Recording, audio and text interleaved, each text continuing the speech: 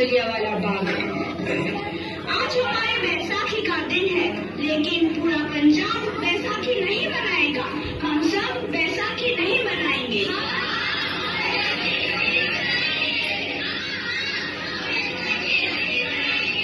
जब तक हम अंग्रेजों को भारत से बाहर नहीं निकाल देते, पूरा पंजाब बैसाखी नहीं मनाएगा। अच्छा, तो तुम सब हमारा विरोध करता है, भाग जाओ यहाँ से। इसका अंजाम बहुत ही बुरा होगा। हम नहीं जाएंगे, तुम लोग जाओगे। हमें नहीं, तुमको भारत से भागना होगा। Soldiers fire!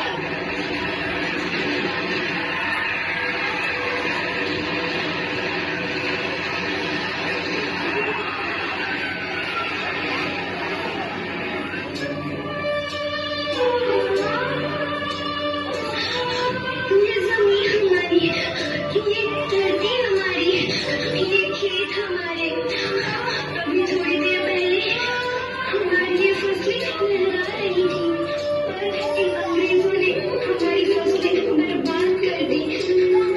इन अंग्रेजों ने एक ही झटके में इन सब फसलों को काट दिया। अंग्रेजों, तुम्हारे इस अत्याचार से हम डरेंगे नहीं।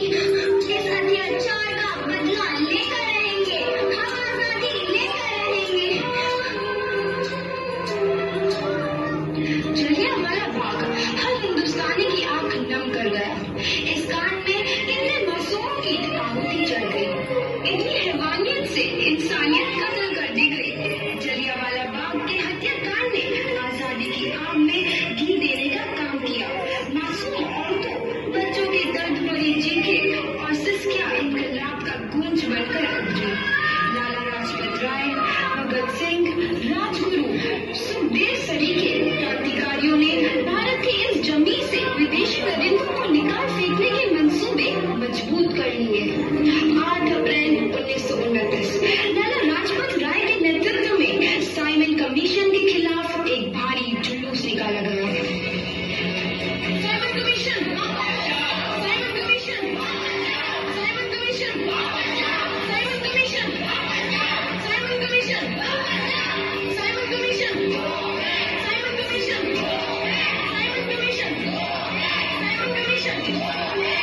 बेवकूफ इंडियंस, तुमको हमारी बात समझ में नहीं आती। Stop this. साइमन कमीशन नहीं मानता। I said stop this। लाला जी, आप आगे बढ़ो, हम आपके साथ हैं। लाला जी, संघर्ष करो, हम आपके साथ हैं। लाला जी, संघर्ष करो, हम आपके साथ हैं। लाठी चार्ज!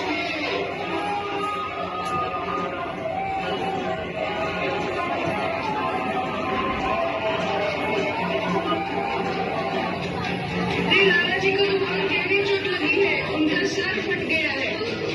मेरे शरीर में लगी एक एक लाठी अंग्रेजी सरकार के कफन मलकीन का काम करेगी। ये आजादी की लड़ाई रुकनी नहीं चाहिए। ये जिम्मेदारी मैं तुम सबको सौंप कर जा रहा हूँ। लाला लाजपत राय की दर्दनाक मौत के बाद भगत सिंह, सुखदेव, राजगुरु वतन के इन मतवालों के खून में ऐसा बल आया जिसका सामना करना अंग्रेजी सरकार के लिए मुश्किल हो गया। अंग्रेजों को करारा जवाब देने के लिए स्कॉट और सैंडर्स को मारने की रूपरेखा रची गई।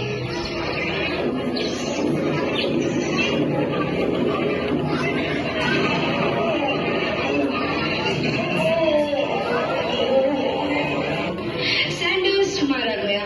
चारों तरफ तहलका मचा था। दीवारों पर लिखा था, लाला जी की मौत का बदला ले लिया गया है। भगत सिंह समेत सभी वहां से फरार हो गए। 8 अप्रैल 1929 दिल्ली में ब्रिटिश सरकार की सेंट्रल लेजिस्लेटिव असेंबली की बैठक में 2 बम धमाके की आवाज सुनाई दी।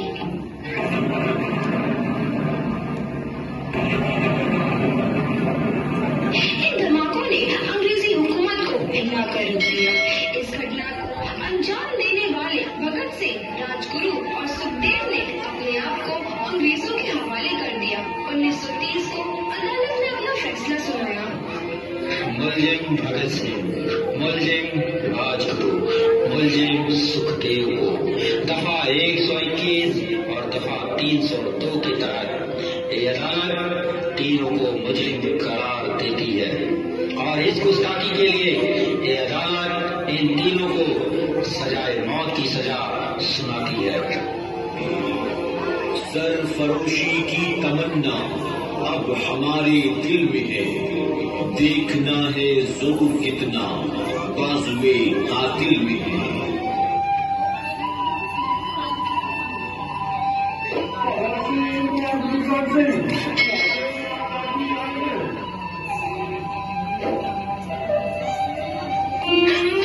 पुत्र की हाल है तेरा। मैं चंगा हूँ माँ, फिक्र करने की कोई गल नहीं। पुत्र, मेरा दिल तेरी तरह पत्थर दिल नहीं होगा। तेरी ये गला सुन के मेरा कलेजा फटे जा रहा है। माँ, मेरा दिल कोई पत्थर जैसा नहीं है, एक वतन परस का दिल है जो मेरे देश प्रेम के जज्बे को ताकत देता है। बेटा, मेरा लाल, माँ, आज मेरी तपस्या पूरी होने जा रही है। जे तू रोई तो मैं तकलीफ हुई सोच तेरा पुत्र आज शादी करने वास्ते जा रहा है। फर्क केवल इतना है, वो घोड़े पर नहीं फांसी पर चढ़ने वास्ते जा रहा है। आज तू क्रांतिकारी की माँ है, कल तू एक शहीद की माँ होगी। माँ, भगत, तू इतनी छोटी उम्र में हम सबको छोड़ के चला जाएगा। तूने जिंदगी में देखा ही क्या है पुत्र?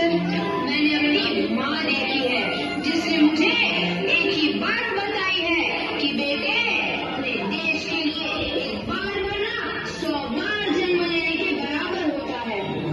अच्छा माँ, अब आशीर्वाद दे, आखिरी बार विदाई लेने का समय आ गया है। भगत, मेरे लाल,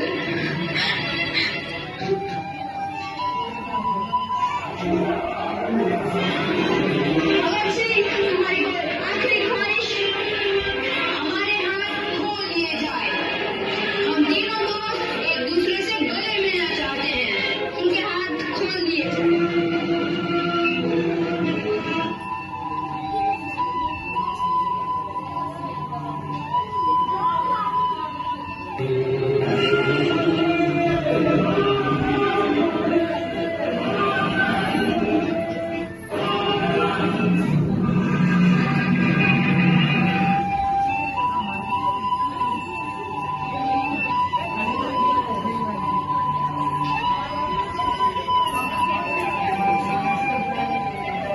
देश के हर एक नौजवान के मन में आजादी की नई उमंग हिलोरे लेने लगी।